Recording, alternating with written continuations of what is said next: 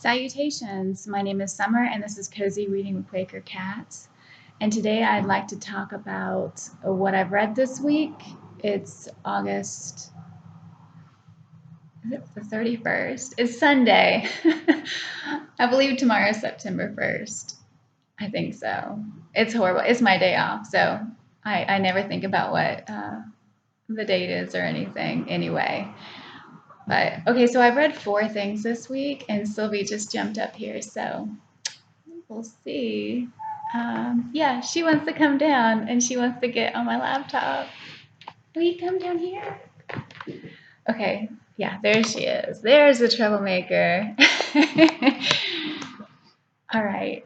And Mayfair's making a noise. She's doing something. I don't know. So I've read four things this week, which means I read 14 things. May! Which means I read 14 things this month, which is pretty good. I think maybe I read 9 things last month, but it depends on the length and what it is I'm reading with how much I read. So, and plus American Dirt sent me into a reading slump.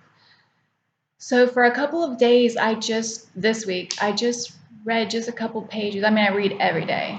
I couldn't imagine going a day without reading something. But after that, I just would read a couple pages, and then I started watching the first season of Alphas, which is an older series that I got from the library. So I spent my time doing that mostly in the evenings instead of reading. But I finished off this week with reading something really good, so it's got me back into wanting to read. So my slump was just a couple days, and I still read a little bit. Okay, so the first thing I read I listened to an incantation, and Mayfair's trying to get me, an Incantation of Cats by Clea Simon. And this was very silly. It was about a witch detective, which irritated me to pieces. Okay, so here's Mayfair. Yeah, drove me crazy. She was so gifted, but knew nothing, couldn't read people, was constantly making horrible, stupid decisions. But I really liked her friend, Maddie. Hold on a second. May, quit. I really liked her best friend, Maddie.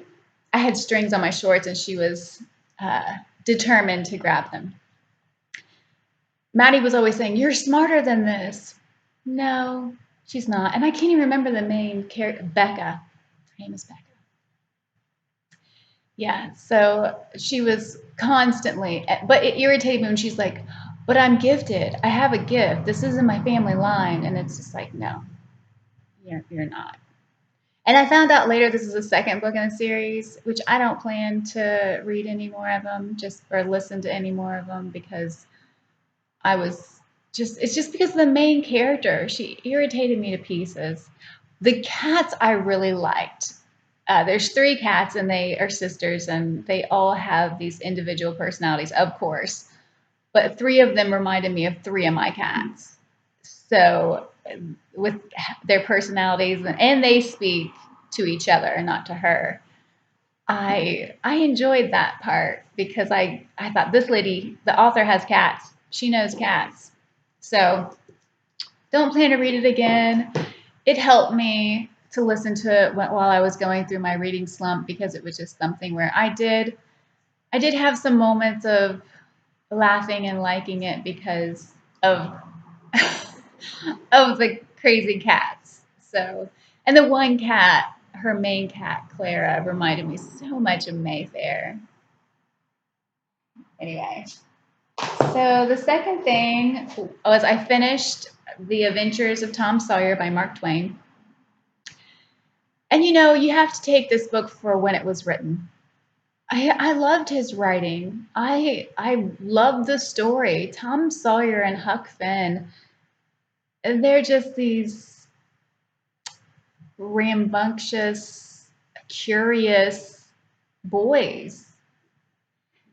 There are a lot of racist things in here. with the children more so than the adults. Yeah, and I think it's just through just ignorance. I mean, you have to think so Mark Twain grew up like, I think he went through the Civil War. I think he was living while it was going on. And this was written 11 years after the Civil War. So it was still, and it's the South. So it was still a thing. So you just have to take it for what it is or not. So, but I really enjoyed the story. I just looked past those things because, Randall, it's a cat day. It's Sunday. It's my day off. Randall, hey, settle. Oh, it's so exciting once they get that ball going. So exciting. I really liked it. And it's one I can mark off my Great American Reads list.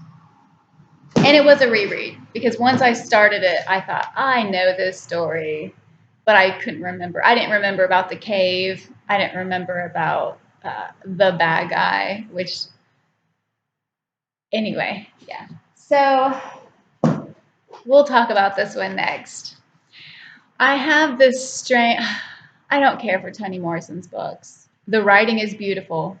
The subject matter, I'm the type of person where I don't know, it's weird because sometimes I can read about that kind of thing. I feel like if there's justice at the end, then it was like, okay, this person, I don't even really want to get into it too much because if you guys have not read The Bluest Eye, then I don't want to spoil it for you. But there is a girl, anything in that book, anything bad that could happen to a person, any kind of bad relationship that you can have with both of your parents, with children, like children from your school, friends, anything that bad can happen to this girl. And I'm just going to say, she lost her mind. But I don't know anyone who would go through these things and not have anyone say, I just can't get into it. I don't know how anybody would not lose their mind going through what she went through. So if that's a spoiler, I'm sorry. I could go into a lot of detail about every single thing because there's like 6 things I could list that she went through that I just was so angry at every single character. Every single character in there besides the one girl I was angry at because of everything that happened, of how she was treated constantly by everyone. Anyway, yeah, that book, the writing was beautiful, but I just hated that book. And I was that book easily could have sent me into a deep depression, honestly. So I picked this up I ordered it from the library because I wanted some more insight to Toni Morrison's books. Because when I've heard her speak and I've heard her talk about her books and I've heard other people talk about her books, I'm like, oh yeah, So this is the Toni Morrison Book Club, and it's got 4 authors to it. Judah Bennett, Cassandra Jackson, Winifred Brown Glaude, Piper Kendricks Williams. So they're all professors.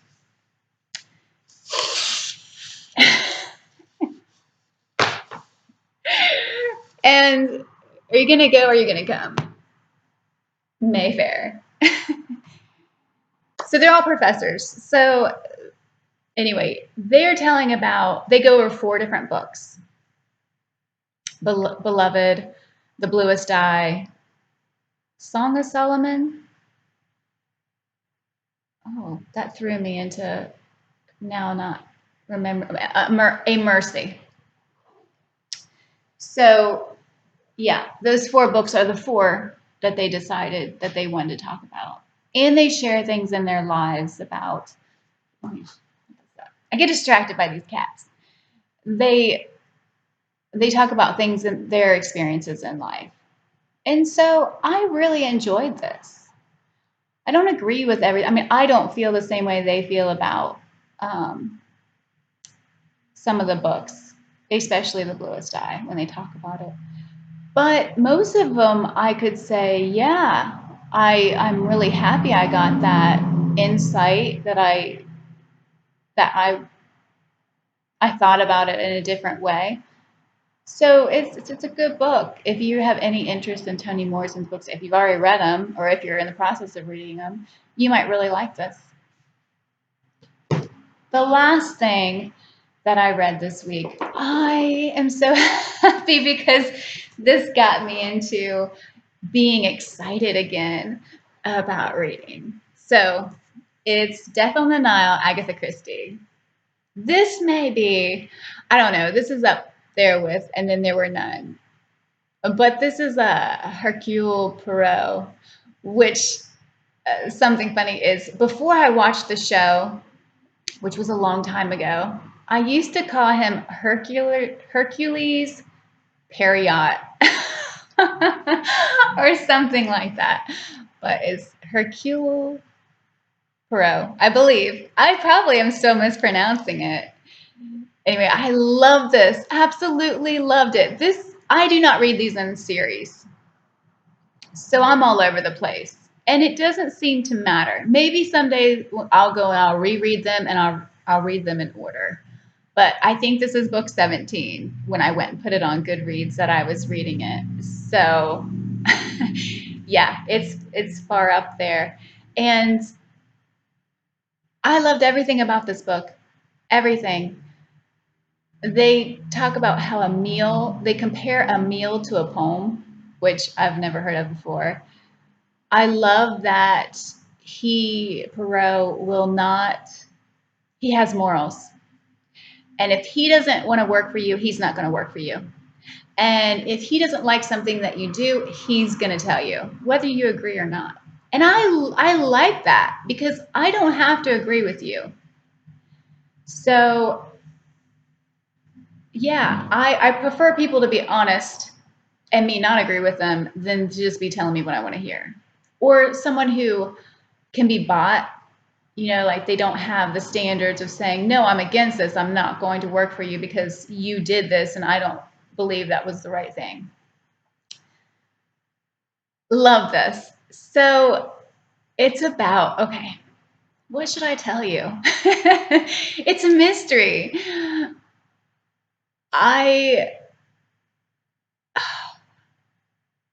Of course, they end up going to Egypt.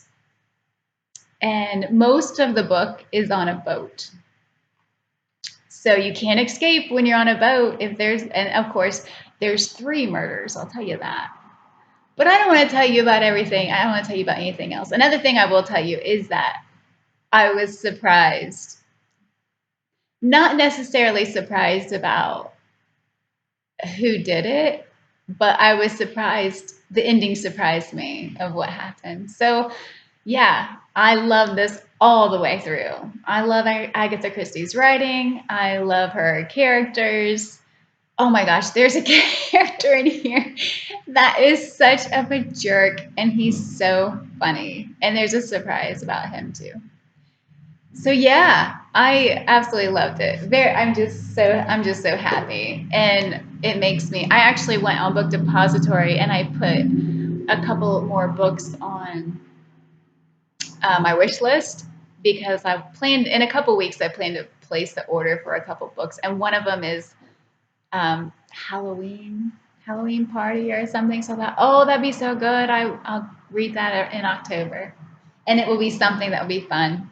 Okay, so currently I'm still reading Deacon King Kong, James McBride. I should say I'm still listening to. When I started listening to this, I did not like it at all. I still don't like Sports Coat, but now I'm starting to see. I'm not sure what his problem is of why he's the way he is exactly, because you could say it's his drinking, or you could say that it's a loss that he had that he's been dealing with, or you could say that he's getting older and maybe it's dementia. But he does something that he doesn't remember. And the thing that irritates me to pieces is that if you do something and you harm someone, I feel like you should be accountable for it and you should be responsible. And you should say, I did this, even if you don't remember.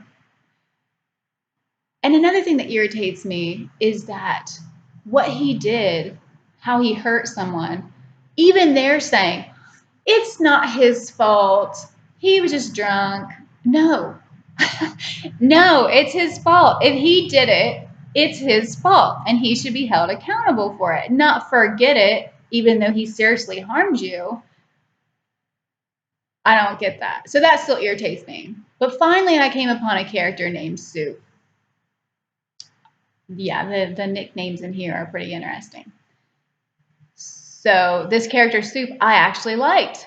So because of Soup, I've continued to listen to it, and I've been liking it a lot more than I was, because I did not like it at all when I started it, and now I'm liking it better.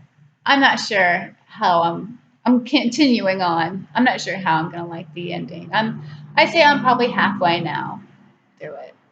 So anyway, the next three books I am very excited about. And these might be the only books I end up reading this month. I don't know. But there are some audiobooks I'm going to listen to because I'm going to be folding, origami. I'm going to be doing the paper cranes, that project. So, yeah, I will be listening to some audiobooks. I don't know what yet because I'm not doing that yet. But the three books I'm going to be reading: Survival by Julie E. Cerneda. I'm pretty sure it's Cerneda. I started reading a little bit of this last night, just the first chapter, and I was so happy. I know this is going to sound ridiculous, but I was so happy that within the first couple of pages, when they described her, she looked like the character on the book. I know that should matter, but for me, it irritates me when they have these covers that don't fit the book. Like, just have a blank cover. If you're going to lie to me, just put a blank cover where there's nothing, just the title. Otherwise, if you're going to have a picture, have it like what it's about. So since she looks like she's described in the book, it gives me hope that I'll get to meet this character. Yeah. She is a evolutionary biologist, and she has two co-workers.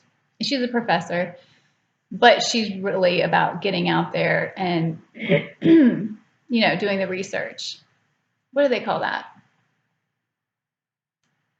I don't know. But on-site research, or it has a name, but I can't think about it this morning. So yeah, they're just giving you little bits. So it's like I said, I've just read the first chapter. You know that the Earth. The little intro. It's raining. I mean, it's only like a page long, and it's raining, and the rain is killing everything. It talks about these plants, about shriveling up. Oh, it's so good. This is about protecting the earth from what humans have done to it. And I don't even know when it was written. I forgot. I meant to look at that this morning. 2004. And I have all three books that I had mentioned before. I got them at Goodwill, and I couldn't believe it. So yeah, she's yeah.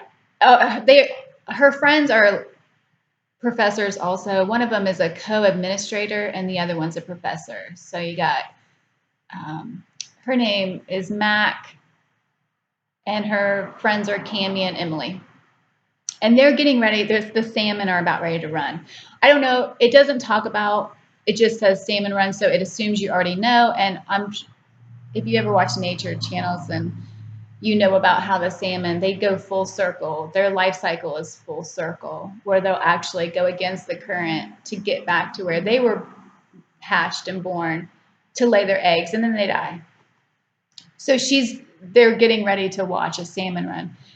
Now, you're not supposed to I can already tell you're not supposed to like her boss, who is the only male figure so far, which is curious in this book. And she has a hard time because he's all he cares about is protecting the earth. So they're trying to keep people, most of the people have been moved off the earth. I don't know where yet, but he wants to keep everything, he wants to protect everything, which I'm all about protecting things. So I know I'm not supposed to like him, but I kind of like him because of that. So she's getting ready to do what she wants to do. Her and her two friends, the three of them are going to watch this salmon and see what it's doing, or they're going to bring some of it back and test it. I don't know what for yet. So, but I'm craving sci-fi fantasy right now, so I'm excited about that. I've been reading Anxious People by Frederick Backman, and I love it. I don't want to read too much at a time because I don't want it to be over. I wait, I'm always waiting for his next book. And this book you could read in 2 days, easily read in 2 days, because I'll show you. Well, that, of course, shows you it's very little. But okay, I'm going to read this to you. I've told you a little bit before when I started reading what it's about, but here's something that makes it so that way you see his writing and everything. The whole thing is a complicated, unlikely story. Perhaps that's because what we think stories are often about isn't what they're about at all. This, for instance, might not actually be the story of a bank robbery, or an apartment viewing, or a hostage drama. Perhaps it isn't even a story about idiots. Perhaps this is a story about a bridge. Yeah. So each chapter is very short. Like, look at that chapter 2. This is chapter 2. I mean, super short. You're in the very front of it says 1 bank robber, 7 strangers, and a really bad idea. And this is the truth. This book is telling the truth when it says that. You get to find out, you meet the bank robber and why he's robbing the bank.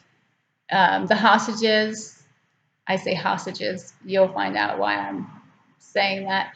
You get to meet them.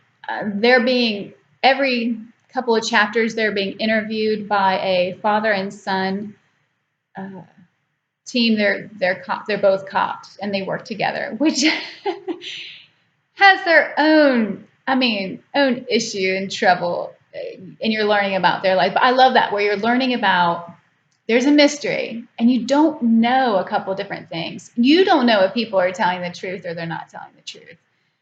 So it's fantastic. Like, I love all of his books. And I've read all of his books except for one. It's so funny because I'm always bragging about how I've read all of his books, and I forgot there was one that I gave to my mom to read. I started to read it and my grandma was dying, and that's what the book is about. It's about this girl who has this really close connection to her grandmother, and she's dying. So I stopped reading it and gave it to my mom to read, and she was reading it with Sativa, my niece. And I never went back to it. So there is a book that when I'm craving a new story from him, and if he hasn't, which he is a regular, I mean, every year, every other year, he has a new book out. So he's working, and every single one of them I've loved. But I don't know if we'll have a list. Yeah, it does. My grandmother asked me to tell you she's sorry is the one book that I've set aside so I can go back and start it over and read it. But yes, I'm loving this. Like I said, I showed you the writing is, number one, the print is magnificent. I mean, when you can, when it's a nice big print, and then they have it in this interview, you can tell when it's this print, somebody's being interviewed. Yeah, relationships are complicated. And I love that he shows that you cannot agree with somebody. You can be having a hard time in a relationship, but it doesn't change how much you love that person. Okay, so the last thing that I'm reading, I'll be reading this week, which I'm starting it tomorrow, but this morning I did go and start the introduction. And that's War and Peace by Leo Tolstoy. The translation is by two people, Richard Pever and Larissa Volonsky. I hope I pronounced that right. I'm really excited about this. I love the introduction. There's a lot of times when I go to read a classic and I'll start reading the introduction and I'll stop because some introductions are talking about the book you're getting ready to read. And so it's spoilers or it's telling you why this character did this or that. And that makes me so mad because you're spoiling this story for me. If you want to tell me what the book is about, then you put that in the back. If you want to tell me what characters, they might have been thinking because it was this time or whatever, put that in the back of the book. Don't tell me that kind of stuff in the beginning. This introduction talks about Tolstoy. I love it. It was Richard Pever, the translator. He wrote the introduction, and he talks about number one. He talks about the translation. Tolstoy has a signature style. I will never read it in Russian because I couldn't imagine learning the Russian language. I couldn't. People who know other languages, I'm just fascinated by because I've tried to learn Spanish, and I'm lazy about it, but still. I've tried a couple times and it's so hard. It's so hard learning, the verbs and the different words that mean the same thing pretty much. But is it past, present, male, female? If you can read or speak a second language, I am in awe of you. So the introduction. Tolstoy has a signature style, and he talks about in a paragraph, he mentions the same word 5 different times in a paragraph. And so he talks about in other translations, they will change it so that they might keep the word in there twice, but then the other 3 times change the word to be something similar. He doesn't do that. He said Tolstoy had it this way. He wanted it this way. This was his style. I'm leaving it this way. He also leaves in the French and German, I believe. So that's going to be difficult for me because I believe that he has the English in like a footnote below, which might take me out of the story, but also having to go back and look up who I'm reading about because the names Natalie and Natasha are the same lady.